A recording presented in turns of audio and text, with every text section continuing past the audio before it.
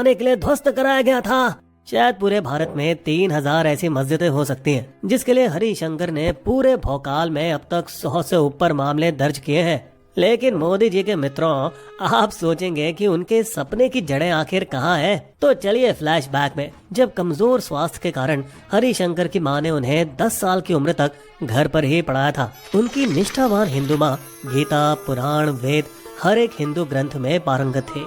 माँ की अपने बेटे से बस एक ही ख्वाहिश थी, हरी, तुम्हें बड़े होकर वकील बनना ही होगा, जिससे तुम उन सभी मंदिरों को फिर से स्थापित कर सको जिन्हें मुगल शासकों ने ध्वस्त करके मस्जिद बनाया था। इसीलिए हरि ने अपने सेक्युलर पिता, जो चाहते थे कि वे सिविल सर्विसेज में आगे बढ़े, उनकी इच्छा को नजरअंदाज कर दिया और अपनी माँ का राजा बेटा उनके सपनों को साकार करते हुए 1979 में उनकी इच्छा के अनुसार वकील बन गए।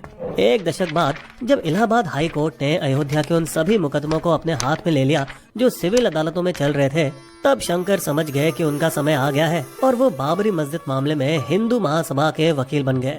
और फिर हमारे हरिशंकर को रोकने वाली कोई ताकत नहीं थी। 1993 में उनकी याचिका के बाद ही फैजाबाद जिला अदालत ने हिंदुओं के प्रार्थना करने के लिए बाबरी मस्जिद के द्वार खोल दिए थे। उनकी हिम्मत और बढ़ी जब पिछले कुछ सालों से उनके इस मिशन में उनके बेटे विष्णु भी शामिल हो गए। दोनों ने मिलकर वाराणसी में ज्ञानवापी मस्जिद के वजू खाने को सील कराया था, क्योंकि उसमें एक फव्वारे जैसा ढांचा है जो वो शिवलिंग होने का दावा करते हैं। बाप बेटे की इस जोड़ी ने मथुरा में भी कृष्ण जन्मभूमि शाही ईदगाह मामले में याचिका दायर की है और यहाँ तक कि दिल्ली के कुतुब मीनार पर भी दावा किया है कि उसे हिंदू और जैन मंदिरों को ध्वस्त करके बनाया गया था। इसीलिए जब 1 साल पहले उत्तर प्रदेश के संभल जिले के कैला देवी मंदिर के महंत ऋषिराज गिरी जब कुछ दस्तावेजों के साथ उनसे मिलने आए, तो शंकर जी फिर से एक नए मंदिर मस्जिद मामले के बारे में सुनकर उत्साहित हो गए। भैया जी, ये संभल के शाही जामा मस्जिद के नीचे तो हरिहर मंदिर था जो भगवान विष्णु ने खुद बनाया था। ये तो खुशी की खबर है। और बताइए, अभी कौन सा युग चल रहा है? कलयुग। और कलयुग में हरि मंदिर में विष्णु जी का कौन सा अवतार आने वाला है? कौन सा अवतार? अरे हाँ, कल की अवतार। शाबाश, ये पुस्तक आपके लिए है, शुरू कर दीजिए पढ़ाई। जहाँ एक ओर हरिशंकर ने सबूत जुटाने के लिए अपना शोध शुरू कर दिया, वहीं दूसरी ओर महंत गिरी ने अपने अंतर्राष्ट्रीय हरिहर सेना के साथ गांव-गांव जाकर हिंदुओं को हरिहर मंदिर के बारे में जागरूक किया।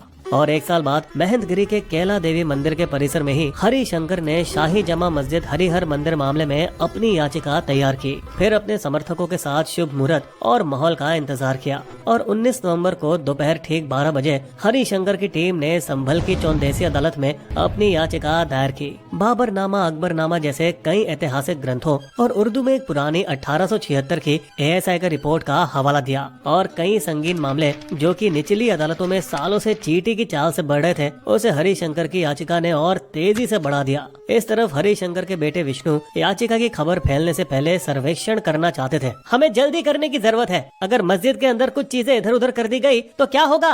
और इसीलिए भी क्योंकि यूपी के सरकारी वकील की तरफ से कोई एतराज तो आना नहीं था, तो सिविल जज ने उसी दोपहर निरीक्षण की परमिशन दे दी और अदालत के आदेश के 3 घंटों के अंदर ही, इससे पहले की खबर फैले, शाम तक संभल की शाही मस्जिद के अंदर का सर्वेक्षण पूरा हो गया। पर 5 दिन बाद जब सर्वेक्षण के लिए पूरी टीम मस्जिद में फिर से पहुंची, सिक्योरिटी और हिंदू कार्यकर्ताओं के एक समूह के साथ जय श्री राम, जय श्री राम, तो इस खबर ने वाकई में मुस्लिम बहुल शहर संभल में दहशत फैला दी। एक और बाबरी जैसे बवाल के डर से जो इसी तरह से शुरू हुआ था, मुसलमानों की बड़ी भीड़ जामा मस्जिद के चारों ओर इकट्ठा होने लगी। जल्द ही पुलिस और सर्वेक्षण दल जो अपना काम कर रहे थे, उन पर पथराव शुरू हो गया। फिर पुलिस ने भी जवाबी एक्शन लिया और गोलियां चलने से अफरा तफरी की हिंसा में 5 आदमियों की मौत हो गई। दुख की बात है कि उनमें से एक जुलूस का हिस्सा भी नहीं था, वो तो बस पास के किराने की दुकान से तेल खरीदने जा रहा था। पर दिलचस्प बात यह है कि 1920 में ब्रिटिश शासन के दौरान संभल की शाही जामा मस्जिद को archaeological survey of India AASI ने संरक्षित स्मारक घोषित किया था। लेकिन इस मस्जिद का इतिहास क्या है और हाल ही में सुप्रीम कोर्ट के किसी भी मस्जिद सर्वेक्षण पर रोक लगाने के आदेश के चलते क्या सांप्रदायिक तनाव कम होंगे? बताएंगे, लेकिन उससे पहले थोड़ा लाइक, थोड़ा सब्सक्राइब और कमेंट और शेयर भी कर दीजिए दोस्तों। तो लगभग 500 साल पहले 21 अप्रैल 1526 को बाबर ने दिल्ली के तब के सुल्तान इब्राहिम लोदी को हराया था पानीपत की पहली जंग में और उत्तर भारत के अधिकांश हिस्सों को अपने कब्जे में ले लिया था, जिसमें हरियाणा की सीमा के करीब पश्चिमी उत्तर प्रदेश में स्थित संभल जिला भी शामिल था। मीर हिंदू बैग कुचीन बाबर के दरबार के भरोसेमंद रईसों में से एक, जो काबुल से उनके साथ ही आए थे, उन्होंने 1526 में संभल की शाही जामा मस्जिद का निर्माण किया, जो आज मुगल काल की सबसे पुरानी मस्जिद है। बाबर के शासन काल में बनी सिर्फ 3 मस्जिदों में से एक आधुनिक समय तक टिकी रही है, बाकी अब ध्वस्त हो चुकी हैं, जैसे बाबरी मस्जिद और पानीपत में काबुली बाग मस्जिद। 3 शताब्दियों बाद और आज से लगभग 150 साल पहले 1878 में ही हिंदुओं के एक समूह ने मुरादाबाद अदालत में मुकदमा दायर किया था और इलाहाबाद हाई कोर्ट में एक अपील, जिसमें कहा था इस मस्जिद से पहले यहाँ भगवान विष्णु का हरिहर मंदिर हुआ करता था।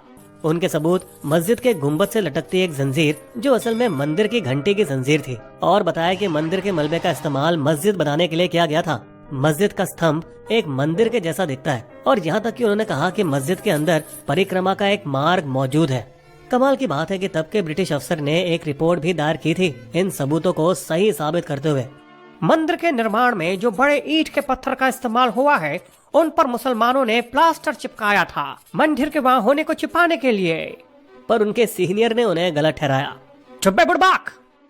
जिसके चलते इलाहाबाद हाई कोर्ट के तब के chief justice sir Robert Stuart ने हिंदुओं के दावों को खारिज किया और याचिका को टाई फेस। उसके बाद से मस्जिद पर कोई दावा दर्ज नहीं किया गया। 1990 के दशक की शुरुआत में जब अयोध्या की बाबरी मस्जिद खड़ी थी और लाल कृष्ण आडवाणी की रथ यात्रा के दौरान जब राम जन्मभूमि बाबरी मस्जिद आंदोलन अपने चरम पर था, तब 1991 में बढ़ते सांप्रदायिक तनाव को देखते हुए तब के प्रधानमंत्री पीवी नरसिम्हा राव की कांग्रेस सरकार ने एक बिल पेश किया, जिस पर संसद में 8 घंटे तक बहस हुई, जिसके बाद वो बिल बहुमत हासिल करके प्लेसेस ऑफ वर्शिप एक्ट यानी पूजा स्थल अधिनियम में बदल गया। इस एक्ट के मुताबिक किसी भी प्रार्थना स्थल का धार्मिक चरित्र हमेशा वैसा ही रहेगा जैसा भारत की आजादी यानी 15 अगस्त 1947 के दिन था। बस बाबरी मस्जिद को इस कानून के दायरे में शामिल नहीं किया गया, क्योंकि ये कानून आने से पहले ही उस पर विवाद शुरू हो चुका था। सुप्रीम कोर्ट ने अपने 2019 के अयोध्या फैसले में भी कानून को बरकरार रखा। आज कोर्ट उन दावों पर ध्यान नहीं दे सकता जो हिंदू पूजा स्थलों के खिलाफ मुगल शासकों की करामातों पर हो। हालांकि रुख बदल गया जब वाराणसी के ज्ञान व्यापी का इसी तरह का एक मंदिर ऊपर मस्जिद का मामला मई 2022 में सुप्रीम कोर्ट पहुंचा। तो हैरानी की बात है कि तब के चीफ जस्टिस DY चंद्रचूड़ ने सर्वेक्षण करने की आज्ञा दे दी। जगह को अब बदला नहीं जा सकता, लेकिन उस स्थान का मूल चरित्र क्या था ये जरूर पता लगाया जा सकता है। और फिर से इस विवाद को बाहर निकाल दिया, जिसे प्लेसेस ऑफ वर्शिप एक्ट ने बोतल में घुसाकर सुला दिया।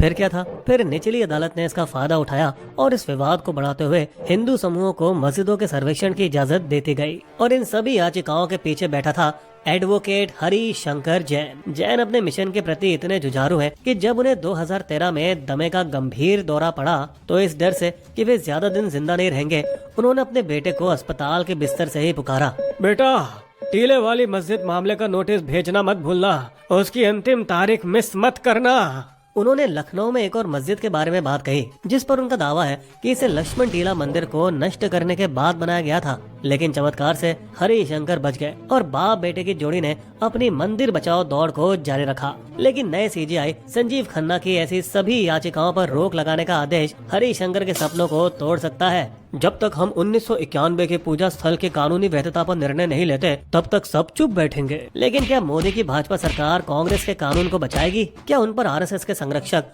मोहन भागवत की टिप्पणी का असर पड़ेगा? अगर एक कौवा मंदिर के ऊपर बैठ जाए तो क्या वो चील बन जाएगा? असल में वो ये कह रहे थे कि कोई भी फलाना ढिमकाना इस मुद्दे को उठा के